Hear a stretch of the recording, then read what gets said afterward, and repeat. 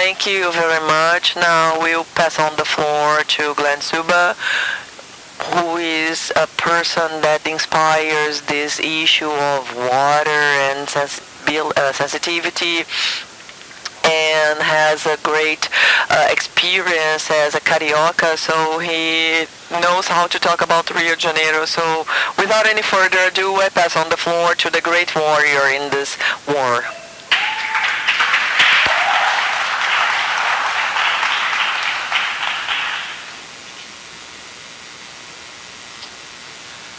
Bom, boa tarde, boa noite. Good afternoon, good evening. I am Glenn Silva. I was born in South Africa, was raised in Australia, and arrived in Rio de Janeiro in 1993. In 1995, I suffered from hepatitis surfing in the beaches of Rio de Janeiro. And the search for information on how I had hepatitis by surfing started my journey of working the area with the environment up to now. So, as you all know, 70% of the sewage in Rio is thrown to the seas. But I'll go back and explain. My speech will tell you our relationship with the rivers and our attitudes, behaviors, and our way of living on Earth that is seriously affecting the oceans. And the impacts that the oceans are facing, are having, come from the hydrobasins of the planet. For those of you who don't know, a basin is a set of small rivers, secondary, tertiary rivers that flow eventually to the sea with the gravity influence. The main basin here you can see in Brazil is from the Amazon River. But all over Brazil there are many hydrobasins, like in Itajaí River that Jorge Pimentel explained, and then there is the basin of Vale do Ribeira, the basin of Vale do Paraíba, with the Paraíba River, São Francisco River, and so on. I will explain, giving a small example of one of the places that I love the best in Brazil, Peninsula do Maró. Do you know this place? So probably you agree with me that this is heaven, this is paradise. It's one of the most beautiful places on earth. But every day, the day starts with the high seas in different colors, a lot of plastic. And I spent 30 days there in Maraú, Tapuz de Fora, one of the most beautiful places on earth. And I could see this phenomenon. Every day, when the day starts, you have a lot of small particles of plastic. Some turtles were dead, and as I am an activist in this field of preserving the beaches and the oceans, I helped funding an international organization in Rio and Brazil called Surfrider Foundation. Do you know that? And I was very active in big mobilizations of cleaning the beaches and analyzing the water, testing the water. So the coastline ecosystems and the relationship with the oceans, I know it very well. I know this subject deeply. So this phenomena in Peninsula do Maraú, I could see that there were no people on the beach, and I would like to find out where this plastic was coming from, because I know that on the north you have Morro de São Paulo and Boipeba, they suffer the same. Because, but you don't have a lot of people on the beach leaving plastic there. This plastic comes from the ocean. It comes from the hydro basins nearby that flow to the stream, and this plastic becomes a deposit on the beaches on the region. So I keep asking fishermen and people, and I found out that the main river influencing this region is Rio de Contas. Rio de Contas is the river that flows to Itacaré. But Rio de Contas, up before getting to Itacaré, goes through 86 municipalities. And I don't know if you know the country region of Bahia, but garbage collection there doesn't work. And that region is like the toilet of Brazil. You have a lot of rain and a lot of garbage and the lack of environmental awareness. So this garbage that people put at their doors is taken away. They go through the rivers and they end up flowing there on the ocean stream and being deposited on the beaches at Península do Maraú. Consequently, a lot of turtles are dead every day. I don't know if you know, but there is a data that 80% of all the marine turtles all over the world has some kind of plastic in their bodies, inside their bodies. And in some places in the Pacific Ocean, you have 6 particles of plastic to 1 particle of plankton. So a strong change is happening on the oceans due to our actions on Earth.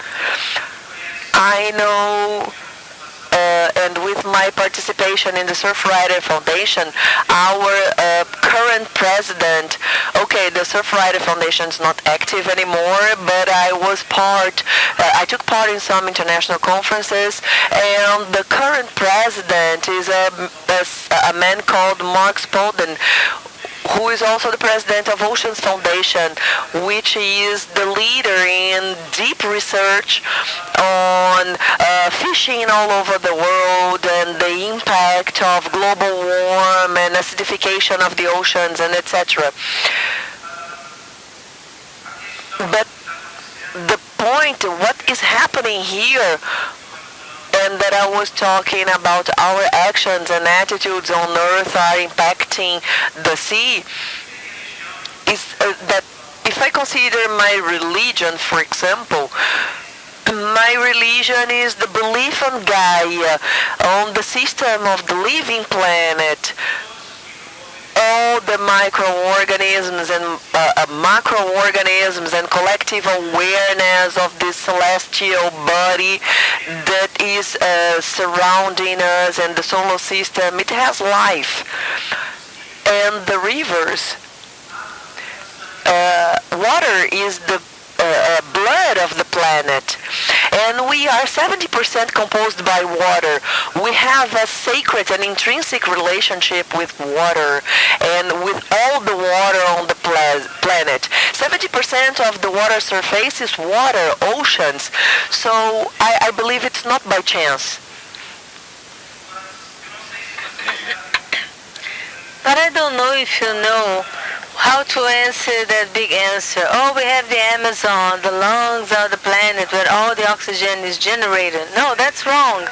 65 up to 70% of the oxygen that is generated in the planet is through phytoplankton in the ocean.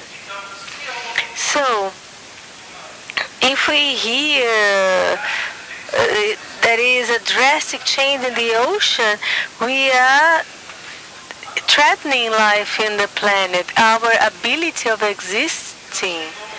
So it's time for us to bring things to a deep thought and reflection. We are here in a global summit to rethink, to develop new technologies and projects for a new system, a new model of living. But our relationship with water and the rivers is very precarious. And this comes from the time that if you see at a hydrographic bay that goes through an agricultural region, a lot of times the whole region there in the ecosystem is drastically affected by the actions of the agriculture practice there. So this is seen as a Great Barrier Reef, which is in different regions of this barrier reef is getting whitened because of the acidity as well as the action of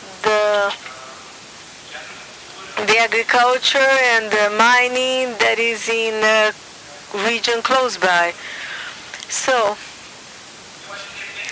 I think it's very pertinent that we raise the issue of the water here in this conference right after the Olympic Games, because the main legacy to the environment that had been promised by the Olympic International Committee as well as the local committee and the state, and has even been influential in this issue. That's why Rio got the Olympic Games to be played here. So of course this big dream of cleaning the Guanabara Bay and the lakes, the Lagoa and Jacarepaguá, this was supposed to be the legacy, but 100% of the legacy of the Olympics, they haven't been fulfilled. None of them has been fulfilled.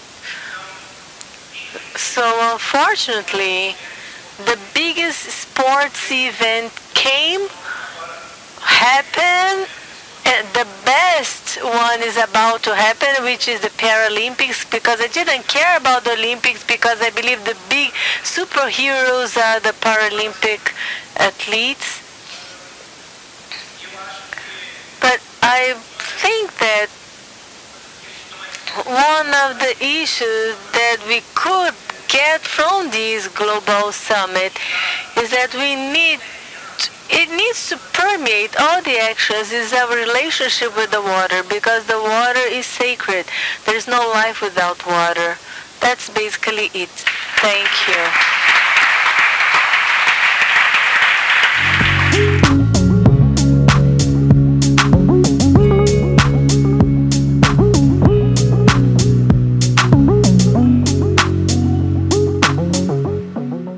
On the floor to the great warrior in this war.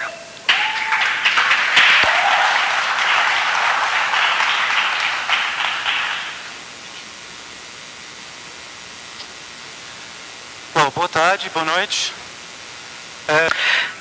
Good afternoon, good evening. I am Glenn Suba. I was born in South Africa, was raised in Australia, and our attitudes, behaviors, and our way of living on Earth that is seriously affecting the oceans. And the impacts that the oceans are facing are having. Thank you very much. Now we'll pass on the floor to Glenn Suba, who is a person that inspires this issue of water and sensitivity, and has a great experience as a carioca, so he knows how to talk about Rio de Janeiro. So without any further ado, I work in the area with the environment up to now. So, as you all know, 70% of the sewage in Rio is thrown to the seas. But I'll go back and explain. My speech will tell you our relationship with the rivers arrived in Rio de Janeiro in 1993. In 1995, I suffered from hepatitis surfing in the beaches of Rio de Janeiro. And the search for information on how I had hepatitis by surfing started my journey of